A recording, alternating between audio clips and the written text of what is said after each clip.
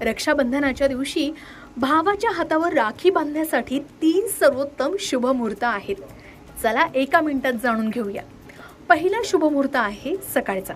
सकाळी 6:36 ते 9:45 वेळ अतिशय उत्तम आहे. जर तुमच्या घरात सकाळची पूजा, औक्षण आणि राखी बांधण्याची पद्धत असेल तर हीच ती परफेक्ट वेळ. देवाचा ध्यास घेऊन भावाला कुंकवाचा टिळा लावा आणि त्याच्या उदंड आयुष्यासाठी प्रार्थना करा.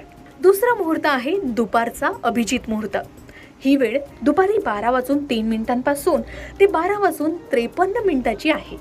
पण एक गोष्ट नीट लक्षात ठेवा, दुपारी 12:02 राहू काळ आहे.